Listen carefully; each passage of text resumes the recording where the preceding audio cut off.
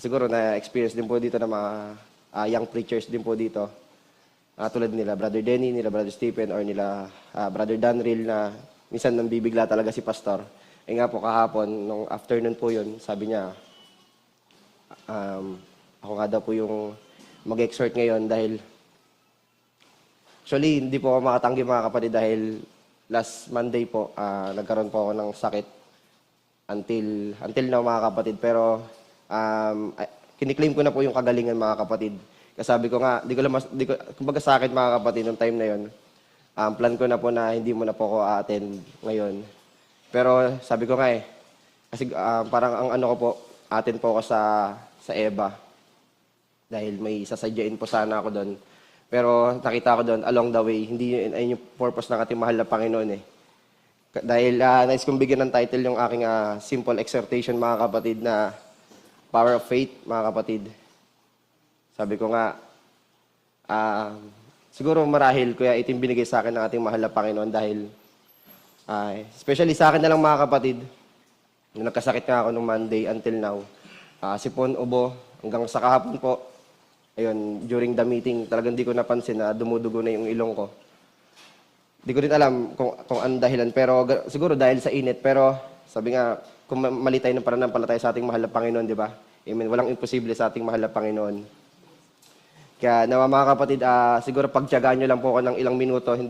Wala po akong intention na i-consume yung maraming time dahil alam natin na mas mahalaga yung preaching of the word mga kapatid. Hallelujah. Amen. Dahil sabi nga, kung babasahin natin yung church order mga kapatid, di ba? Minimum 30 minutes to 45 minutes exhortation mga kapatid. Kumbaga, as much as possible dapat sa mga nag-exhort mga kapatid na talaga kailangan ma-maximize natin yung time. Pero syempre, depende pa rin mga kapatid sa leading ng Holy Spirit mga kapatid. Amen. Kaya pagtiyagaan nyo lang po ako sa mga oras na ito mga kapatid. Amen. Magbasa po tayo ng isang teksto sa Bible. Hallelujah.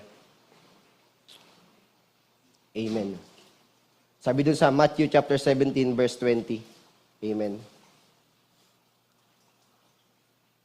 Amen. Sabi doon, Matthew chapter 17 verse 20. And Jesus said unto them, because of your unbelief, for verily I say unto you, if ye have faith as a grain of mustard seed, ye shall say unto the mountain, remove hence to yonder place, and it shall remove, and nothing shall be impossible unto you, mga kapatid. Amen. Katulad nga kay Caleb, di ba mga kapatid? Hallelujah. Kaya may mga nababasa tayo lagi sa mga quotes, especially sa mga Facebook, o sa mga Google, may mga quotation na faith can move the mountain, mga kapatid. Hallelujah. Amen. Dahil bilang isang mananampalataya, kumbaga, kung ano yung nasa sanlibutan, mga kapatid, atin to mga kapatid. In the first place, hindi naman to pagmamayari ni Satan, mga kapatid. Hallelujah. Dahil, kumbaga, amen, binabluff niya lang tayo, mga kapatid. Pero sabi nga, di ba, ito yung tirahan natin, mga kapatid, atin to Kaya nga, mga kapatid, may mga siguro, may mga instances sa buhay natin na kuminsan, panghihinaan tayo ng loob. Amen. Minsan nalalamig tayo. Pero sabi nga, di ba, yung pananampalataya natin, tayo naniniwala kasi tayo ganito mga kapatid, di ba? Ang faith ng sanlibutan mga kapatid, to see is to believe mga kapatid, di ba?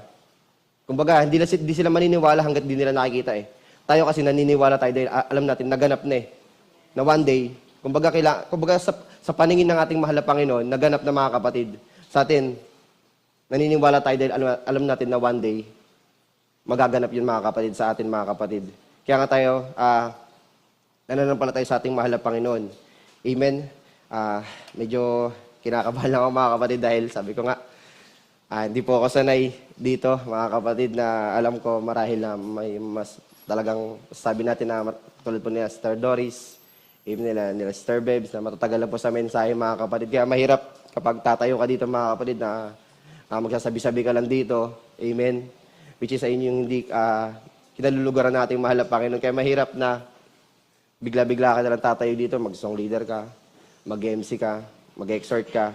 Kasi mga kapatid, kumbaga dito nanggagaling mga kapatid ang lahat ng instruction ng ating mahal na Panginoon. Kaya nga, as much as possible, di ba?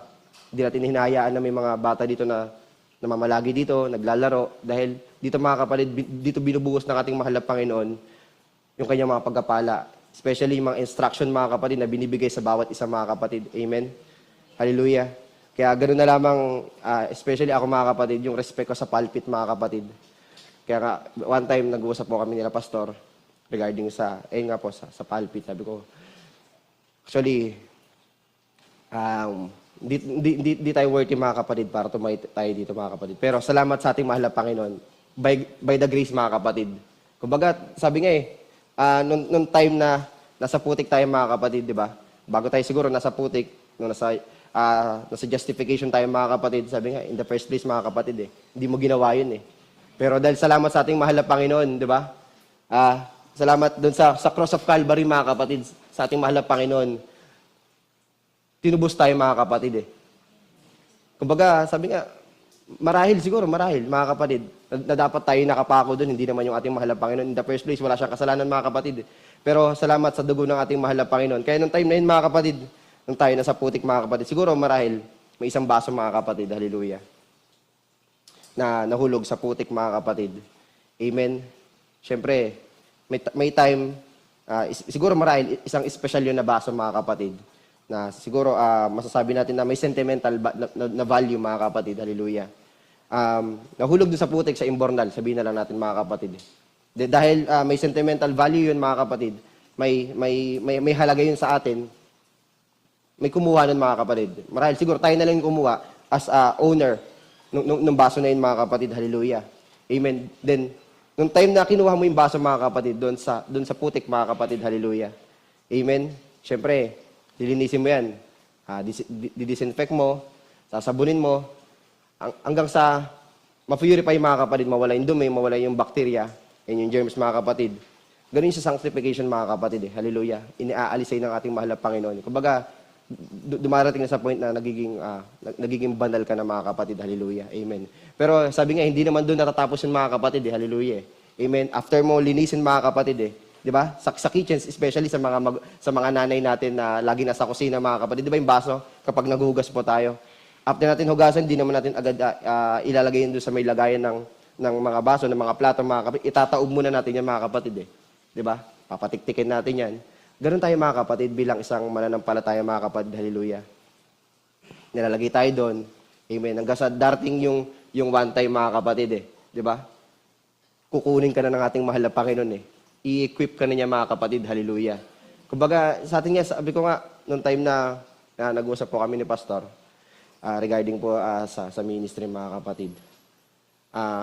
Ayun, especially ako, nagpapasalamat ako sa ating mahal na Panginoon. Di ko po hangarin na to, di ko po hangarin na tumayo po dito. Gusto ko lang po ay maging part ng nobya ng ating mahal na Panginoon. At the same time, ma-feed yung hinahanap ko mga kapatid na parang, kasi dumating po ako sa point na talagang longing ako mga kapatid na masumpungan muli yung presensya ng ating mahal na Panginoon. Na hindi ko naman sinasabi mga kapatid na doon sa pinanggalingan ko na church mga kapatid na hindi ko nakita yun mga kapatid. Dahil hindi naman tayo nakatingin sa tao mga kapatid. Pero sabi nga binigyan tayo ng ating mahal na Panginoon ng pastor according to my heart mga kapatid, hallelujah. Amen. Kaya napakapalad mga kapatid. Sabi ko nga, kung ikaw mga kapatid, naglilinis ka dyan, tagapunas ka ng upuan mga kapatid, ipagpasalamat mo sa ating mahal na Panginoon Hindi naman kasi ibig sabihin na preacher, mga kapatid, song leader, multimedia team, nasa music team ka, ay lang matatawag natin ministry mga kapatid, hindi Kasi mga kapatid, kung ano yung pangangailangan na church na ginagampanan mo mga kapatid, marahil, may tuturing natin yun na ministry mga kapatid Kumbaga, iba't iba tayo ng gift mga kapatid, hindi naman tayo lahat dito preacher. Hindi naman tayo lahat dito song leader mga kapatid, hindi tayo lahat dito magaling magluto mga kapatid, hallelujah. Kumbaga, talagang lahat ng gift nag-ooperate mga kapatid. Kaya ayun yung ipasalamat mo sa ating mahal na Panginoon na kung ano yung binigay sa yung post of duty mga kapatid, kailangan gampanan mo yung mga kapatid Palaguin mo yung mga kapatid dahil di ka bibigyan ng ating mahal na Panginoon na kahihirap mo mga kapatid. Ganun na lang yung mga kapatid sa makatawid, hallelujah. Amen. Then sabi doon mga kapatid, balik ako sa Matthew mga kapatid, hallelujah. Sorry mga kapatid, sa 1 Peter, hallelujah. 1 Peter chapter 1, verse 4. Mamaya makikita natin mga kapatid kung saan patungo yung title ko mga kapatid na Power of Faith. Siguro marahil dito na kilala natin na si may isang tao na nagngangalang blind Bartimaeus, mga kapatid, hallelujah. Na kung saan meron siyang faith, meron siyang revelation, and most especially, yung humility, mga kapatid, hallelujah. Amen. Sabi doon sa 1 Peter chapter 1 verse 4, to an inheritance incorruptible and undefiled, and that fadeth not away, reserved in heaven for you. Sa verse 5, who are kept by the power of God through faith unto salvation, ready to reveal in the last time. Hallelujah, amen. Then sabi dun sa verse 6, wherein ye greatly rejoice, though now for a season, if need be, ye are in heaviness through manifold temptation, mga kapatid. May mga time, hallelujah, sa buhay natin, mga kapatid, na minsan, pag binigyan tayo ng trials ng ating mahal na Panginoon, siguro, especially, sabi ko nga, nung time na student po ako, na hindi ko pa nakikita yung parang yung great picture, mga kapatid, hallelujah, siguro marahil nung student pa lang po ako. Sabi ko, sa exam, na-stress na ako. Kumbaga, nasa ganung sitwasyon na ako, mga kapatid, parang sakloban na ako ng langit at lupa na parang grabe yung stress, yung pagod na di ko na alam yung gagawin ko. Pero dumating sa point na nung nagkakaedad po ako, mga kapatid, nakita ko, mga kapatid, hindi lang pala yung ganun, mga kapatid eh. Pero kasi, mga kapatid, syempre, depende sa kung anong sitwasyon na meron tayo that time, mga kapatid. Di mo naman pwede sabihin na, ayan lang eh. Hallelujah. Ikahihinto mo na yan, ayun pala yung problema mo, sa amin nga eh, di ba? Pero mga kapatid, hindi kasi ganun, mga kapatid eh. Iba tayo ng trials, ng problem, ng situation, mga kapatid. Kaya hindi mo pwedeng i-invalidate, mga kapatid eh. Yung situation ng kapatid mo, mga kapatid. Hindi mo pwedeng i-invalidate yung feelings ng kapatid mo, mga kapatid eh. Kaya nga dito papasok, mga kapatid, yung understanding, mga kapatid, hallelujah. Kailangan, pag nakita natin, mga kapatid, hallelujah, yung isang kapatid natin na nanghihina, hindi naman natin imbis na hallelujah, natulungan natin, di ba, may mga pagkakataon. Siguro, aminin na lang natin, mga kapatid, especially ako, may mga time na ganun. Hallelujah, nung time na, siguro, nasa ganun sitwasyon na ako, na imbis na tulungan ko, hallelujah, amen. Minsan may mga time na kinokondem pa natin, mga kapatid, pag-uusapan natin, hallelujah, hanggang sa, kung saan na mapupunta, amen, which is hindi naman nakakatulong, amen, para lumago tayo, mga kabilang isang mananampalataya na individual, mga kapatid, hallelujah. Amen. Dahil hindi naman nakadepende yung salvation natin doon sa mga tao na yon. Sabi nga, di ba, mga kapatid eh, yung salvation mo, mga kapatid, hindi naman yan nakadepende sa magulang mo. Hindi yan nakadepende kung ilang taong ka na sa message, mga kapatid. Then, nakadepende sa pastor mo, mga kapatid. Hallelujah. Amen. Kumbaga, kasangkapan lang yan, mga kapatid. Instrument lang yan, mga kapatid. Amen. Hallelujah. Para may mag-ignite doon sa loob mo, mga kapatid. Hallelujah. Para mag-strive ka pa, mga kapatid, doon sa presensya ng ating mahal na Panginoon. Amen. Kaya nga nito, mga kapatid, nung time na nakakaedad po ako, mga kapatid, hallelujah, nare-realize ko lang lately. Even sabi ko, ang hirap pala na mag-isa. Na, ayun, may mga time na, ayun, nakakayak. Kasi nga, syempre, ngayon po na hindi ko po kasama yung family ko, si mama, then yung papa ko po, mga pamangkin ko. Sabi ko, ayun, parang, ayun, nakakapagod po. Then, may mga time na talagang maiyak ka na lang, mga kapatid, sa situation. Hindi dahil sa kung anong bagay. Pero nakakayak dahil sabi ko nga, kumbaga tears of joy, mga kapatid. Sabi ko nga, thank you Lord dahil until now, nandito pa rin ako. Nakatayo, naninindigan, mga kapatid. Pero ganun pa man, mga kapatid, sabi ko nga, hindi ko lang ini-imagine na darating pala, sabi ko kay pastor, na last time po na pag-uusap namin. Hindi ko lang po ini-imagine, pastor, na darating po pala sa point na mag-separate po pala kami ng family ko na dito po ako sa Calamba, kayo po yung pastor ko. Then sila mama po, doon po sa Bataan, ayun po yung pastor po nila. Na parang dumating po sa point na sabi ko nga, prayer ko na hanggang sa dumating yung ating mahal na Panginoon na sama-sama kami sa isang church. Pero sabi ko, along the way, nakikita ko yung purpose ng ating mahal na Panginoon. Amen. Na hindi ka kasi pwedeng, nandun ka na sa comfort zone mo, mga kapatid. Hallelujah. Amen. Hindi ka lalago kapag nandun ka lang, mga kapatid. Kailangan, sabi nga, dito, mga kapatid, sa church, mga kapatid. Hallelujah. Actually, wala dito yung battlefield, mga kapatid. Dito lang tayo tinetrain ng ating mahal na Panginoon. Ang tunay na battlefield kapag lumabas ka na dyan ng pintuan, mga kapatid. After mo makinig, di ba? May mga time na fulfill, mga kapatid, na yung pang-spiritual na meron tayo na natanggap natin nung araw na Sunday service, ng prayer meeting, or ng joint fellowship, mga kapatid. Di ba? Nag-iinit tayo. Gusto pa natin ng fellowship, gusto natin i-extend. Pero once na, sabi nga, lumabas ka na ng pintuan, nandiyan na eh. Naka-ready na eh. Kumbaga, nakalatag na yung gagawin, yung program ni Satan, mga kapatid, kung paano ka manghihina ulit eh. Pero salamat sa ating mahal na Panginoon dahil may mga ganitong pagkakataon, mga kapatid, ako saan nire-recharge tayo ng ating mahal na Panginoon. Kaya ganong kahalaga, mga kapatid, na narito tayo, na nakaupo ka dyan, mga kapatid. Hallelujah. Amen. Kaya as much as possible, mga kapatid, na in-encourage ko po kayo na huwag niyo pong hayaan na o ipagpaliliban na wala kayo dyan sa upuan na yan, mga kapatid. Dahil di natin alam na, darating sa point kasi minsan, di ba, parang puzzle yung buhay natin, mga kapatid eh. Di natin alam kung kailan ba natin marireceive yung isang gatiting na bagay na yun na makakapagpabuo sa atin. Mari mo, mga kapatid, ito pala yung araw na yun, tas wala ka dyan. Paano na lang, mga kapatid, di ba? Kaya nga salamat sa ating mahal na Panginoon dahil nandyan ka, mga kapatid. Hallelujah. Pagpasalamat mo yun sa ating mahal na Panginoon. Sabi ko nga wala nang ibang mas maigi pa. Kumbaga, walang katumbas na salapi, walang katumbas na kung ano man, mga kapatid, na nandyan ka, mga kapatid, na nagpapatuloy ka. Kumbaga, hindi yan kayang tumbasan ng pera, ng time, ng kung ano man, mga kapatid eh. Sabi ko nga, siguro, kung di ko nasumpangan yung presensya ng ating mahal na Panginoon, marahil nasa outing ako ngayon ng Sunday. Di ba sabi nila, sa libutan, ang Sunday, family day, nasa mall, nasa mga resort, amen, nagiinuman, di ba? After ng trabaho, ganyan, mga kapatid, ganyan ang sitwasyon ng mga, ng mga, masasabi natin, ng mga nagtatrabaho, mga kapatid. Saturday night pa nga lang, nag-start na yun, set up na yun para sa inuman. Then kinabukasan, follow-up ng inuman na naman, mga kapatid. Then gala, ganyan. Pero salamat sa ating mahal na Panginoon eh. Hindi ayun yung purpose mo, mga kapatid eh. Kumbaga nung time na nandun tayo sa ilang pa lang, mga kapatid, hallelujah, pine-prepare na tayo ng ating mahal na Panginoon dito, mga kapatid eh. Hallelujah, dahil pinili ka niya, mga kapatid. Kaya ipagpasalamat mo yun, mga kapatid. Amen. Kaya sabi ko nga, di ba? May mga time sa buhay natin, mga kapatid, hallelujah, na namamanglaw tayo, mga kapatid, hallelujah, na parang ang bigat ng problema natin. Pero walang imposible sa ating mahal na Panginoon. Napakabuti ng ating mahal na Panginoon. Amen. Hallelujah. Nawa ay mag-stick po ako doon sa aking outline, mga kapatid. Hallelujah. Amen.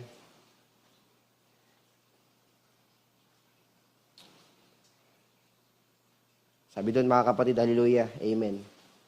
Bukas pa tayo ng isang ng teksto sa Bible, hallelujah. Sabi doon sa Luke, hallelujah. Ito, very familiar verse, mga kapatid. Sabi doon sa Luke chapter 1, verse 37, hallelujah. Amen. Sabi doon, for with God, nothing shall be impossible, hallelujah. Very, very familiar, mga kapatid, hallelujah. Pero minsan, di ba, sabi nga, very familiar verse, very familiar na teksto ng ating mahal na Panginoon. Pero, di ba, may mga pagkakataon sa buhay natin na parang yung tiwala natin sa ating mahal na Panginoon dahil hindi pa natin nare-receive yung mga prayers natin, yung mga gusto natin, yung mga wants natin, yung mga needs natin sa ating mahal na Panginoon. Minsan nga, Lord, kailan ba to? Di ba? Minsan nga, dumarating sa point na nagiging desperate na tayo, mga kapatid, kinukulit na natin ating mahal na Panginoon. Gumagawa na tayo ng sarili nating diskarte ng paraan para makuha natin yung bagay na yun. Amen. Pero dahil mabuti yung ating mahal na Panginoon, kahit alam niya, ikakapahamak mo yung mga kapatid eh. Dahil sa kakulitan mo, binibigay niya, mga kapatid. Pero along the way, mga kapatid, siyempre may ano yan, kaakibat, mga kapatid,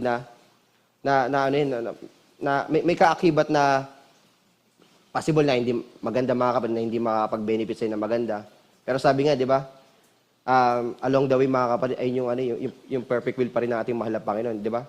Kasi sabi nga, kahit anong gawin mo dito, mga kapatid, kung pinili ka ng ating mahal na Panginoon, pero mga kapatid, hindi yung excuse, mga kapatid, para patuloy tayong gumawa ng mga bagay na hindi kinaluluguran ng ating mahal na Panginoon.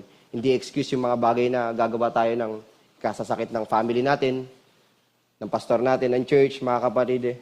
Amen, di ba?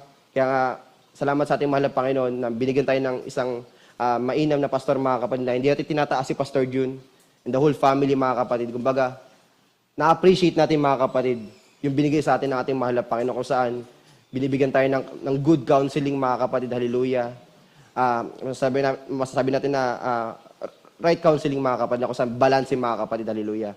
Na hindi tayo tinotolerate dito, mga kapatid, na hindi, kumbaga, wala pang instances dito sa church na nakita natin na hindi naging balance si pastor, mga kapatid. Laging binabalance niya tayo, mga kapatid, especially yung buhay natin, sabi ko nga, sa pang-araw-araw na lang, mga kapatid. Hallelujah. Salamat sa ating mahal na Panginoon dahil binigyan tayo ng isang tulad ng ating mahal na pastor, mga kapatid. Hallelujah. Kumbaga, sabi nga sa music, mga kapatid diba? Yung gitara na lang, mga kapatid. Hallelujah. May ituturing natin na tayo isang gitara, mga kapatid. Hallelujah. Amen, na handang magpagamit sa ating mahal na Panginoon na kung kailang gagamitin. Kaya, kung sa ngayon, mga kapatid, hindi mo pa nakikita yung purpose mo o yung post of duty na binigay sa iyo, mga kapatid, hantayin mo lang, nasabi ko nga kanina doon sa baso, mga kapatid, hantayin mo lang na kunin kanya at gamitin kanya, mga kapatid. Ipag-pray mo lang, mga kapatid. Huwag ka mainip, huwag ka mainip. Dahil sabi nga dito, hindi naman pabilisan Hindi naman ibig sabihin na 20 years ka na, 30 years ka na sa mensahe, malago ka na, mga kapatid. Hindi Sabi nga, merong mga nauuna na nahuhuli. Merong mga nahuhuli na nauuna, mga kapatid. Hallelujah. Kaya hindi mo pwedeng dayain yung bride, mga kapatid. Sabi nga, kausapin mo pa lang yan, madidiscern mo na yung spirit na nasa kanya. Kung nagsisinungaling yan, o nagsasabi ng totoo. Kaya sabi ko nga, kay Pastor, parang hindi po ako na tumayo dito. Pag nag-uusap po kami ni Pastor, na gusto ko na lang po talaga na nakaupo po talaga diyan kasi sobrang na-appreciate ko po, especially pag nakikinig po ng Word of God, worship. Mas na-feel ko yung presence ng ating mahal na Panginoon. Pero siguro di ko alam, mga kapatid, pero kung ito ang purpose ng ating mahal na Panginoon, so pahintulutan lang ng ating mahal na Panginoon. Magbukas tayo, mga kapatid, ng message. Hallelujah.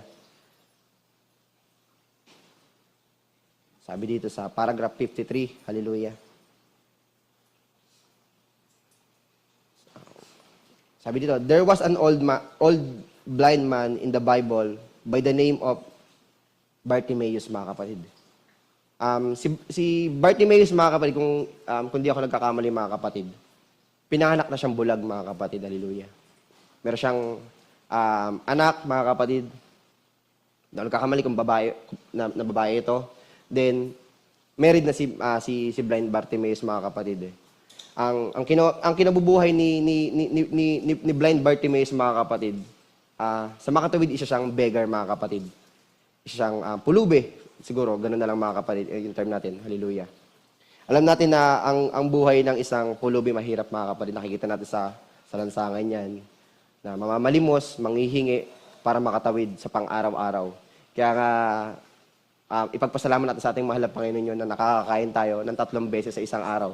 Kaya, mga kapatid, especially sa mga kabataan, kung mapili kayo sa pagkain, mga kapatid, ipagpasalamat nyo sa ating mahal na Panginoon na meron pa rin kayong pagkain, mga kapatid, na inihahanda ng ating mahal na Panginoon. Ipagpasalamat nyo sa magulang nyo yan na binigyan kayo ng mainam na pagkain, mainam na clothes, mainam na bahay, mainam na kama na pinagpapahingayan nyo. Kumbaga, lahat yan binigay ng ating mahal na Panginoon Minsan nagiging ungrateful tayo, hindi natin nakikita yung mga nasa likod ng bagay na yung, mga kapatid Nagiging ungrateful tayo, mga kapatid, di ba? Minsan nga, ay, adobo na naman, nakakaumay na. Pero salamat, mga kapatid, may adobo, mga kapatid. Dahil hindi lahat ng tao, mga kapatid, nakakain ng adobo. Marahil sila, di ba? Kanin na nga lang, sa mga pulubi, ang hirap pa nila hagilapin, mga kapatid. Na tayo, may kanin ka na, may adobo ka pa, may tubig ka pa. Minsan nga, after mga kumain, magpapahinga ka pa, di ba, mga kapatid? Hihiga ka na nga agad Pero especially sa mga kabataan, mga kapatid, gusto ko lang yung bagay na to na ma-appreciate natin, mga kapatid, yung mga magulang natin, mga kapatid, na itinatawid tayo sa pang-araw-araw, gumagawa sila ng paraan, nagpapakapagod sa kanila, sila para sa atin. Dahil darating sa point na kayo, mga kapatid, tayong mga kabataan, magtatrabaho din tayo, mga kapatid Makikita natin yung tunay na value ng pera, kung paano natin gagastusin ito, kung paano natin ipaglalaanan yung mga bagay-bagay na needs ba natin to, wants ba natin to, mga kapatid, hallelujah. Kumbaga darating sa point na isa-segregate mo na, mga kapatid Kaya sabi ko kay Pastor, tatanungan ni Denny noon one time, Pastor, okay lang po ba na, yung believer may utang? Baga, sabi nga ni Pastor, normal naman magka-utang. Pero sabi nga, di ba, mga kapatid? Pero ganun pa man, especially kung mangungutang ka sa atin, sa bride, mga kapatid, matuto tayo magbayad, hallelujah. Amen. Huwag mong hayaan na dumating yung ating mahal na Panginoon na maabutan na may utang ka pa, mga kapatid. Hallelujah. Amen. Kaya sabi ko nga, may mga time, kumbaga kailangan. Ako especially, mga kapatid, guilty ako dito, mga kapatid. Ako marami din ako utang, marami din ako mga bills. Kumbaga minsan kasi kailangan lang natin gawin, balansehin lang natin, mga kapatid. Kumbaga, kailangan ba natin to? Sabi ko nga, nung time nga na na-scam kami nila Kuya Alan, nila Denny, na mga iba pa dito. Kaya Alan, sabi ko, kaya pa natin mag-provide ng 100K. Dapat, pinilensyon natin sa church yun. Nakatulong pa. Sabi ko, kaya pa natin mag-provide ng ganun, sa ganung bagay. How much more sa church pa, mga kapatid. Pero ganun pa man, sabi ko nga, kidding aside, sabi ko kay Kuya Alan, may plano si Lord para sa atin. Kaya mga kapatid, especially ngayon, alam natin may pangangailangan po yung church. Amen. Pagtulong-tulungan po natin, amen. Dahil unang-una tayo po yung nakikinabang dito mga kapatid, hindi po yung ibang tao. Amen na isama sa panalangin yung mga pangangailangan na church, na si Lord po ang mag-provide, amen, ng mga bagay na yun, amen. Balik po ko sa ating, sabi doon, si Bartimaeus mga kapatid, hallelujah. Amen. Isa siyang bulag, isa siyang beggar mga kapatid, hallelujah. Kung saan meron siyang robe mga kapatid or balabal mga kapatid, hallelujah. Kumbaga ay yung identification ng isang beggar sa time nila mga kapatid, hallelujah. Amen. Meron siyang robe, meron siyang alagang dove, kung di ako nagkakamali, sabi doon. Hindi ko na siya ganun babasahin para hindi ganun mag-consume ng time. Amen. Meron siyang dove. Amen. Meron siyang lamb. Hallelujah. Amen. Sabi nga, nag-search ako about sa lamb, mga kapatid. Magkaiba pala yung sheep sa lamb. Hallelujah. Kala ko kasi, ang buong buong buhay ko, ang alam ko, isa lang yung lamb and sheep, mga kapatid. Hallelujah. Sabi niyo, yung lamb pala, ay yung young na sheep, mga kapatid, hallelujah. Then yung sheep ay yung older na sheep, mga kapatid, hallelujah. Amen. Sabi ko nga, especially makaka-relate dito yung may mga alagang pusa, aso, mga kapatid, o kung ano man mga bagay na yan, na talagang mahal natin, mga kapatid.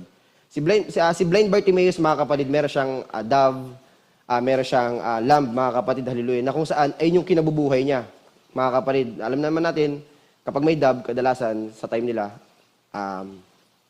ay yung ginagamit niya para, kasi nga pulube, dahil yung kalapati siguro, ano lang natin mga kapatid, imagine na lang natin yung mga kalapati, naglalaro, nagpapasirko-sirko mga kapatid, hallelujah. Amen. Then ay yung kinabubuhay ni blind Bartimaeus, na kung saan binibigyan siya ng mga coins, ng mga pera, para makasurvive siya mga kapatid, hallelujah. Amen. And then, sabi doon, sa 163, hallelujah, talo na ako mga kapatid. Sabi doon, one night, said his little girl got sick, mga kapatid, hallelujah. Nagkasakit yung anak ni blind Bartimaeus, hallelujah. Amen. Then, kung nagkasakit yung anak ni blind Bartimaeus, mga kapatid, nanalangin siya sa ating mahal na Panginoon, hallelujah. Panginoon, siguro marahil, mga kapatid, yung panalangin ni blind Bartimaeus, Panginoon, pagalingin niyo lamang po yung anak ko. I-offer ko yung dove ko, mga kapatid. I-offer niyo yun, siguro marahil sa atin, sa buhay natin bilang isang mananampalataya, mahalaga sa kanya yung mga kapatid, yung dove na yun, mga kapatid, dahil ayun yung kinabubuhay niya eh.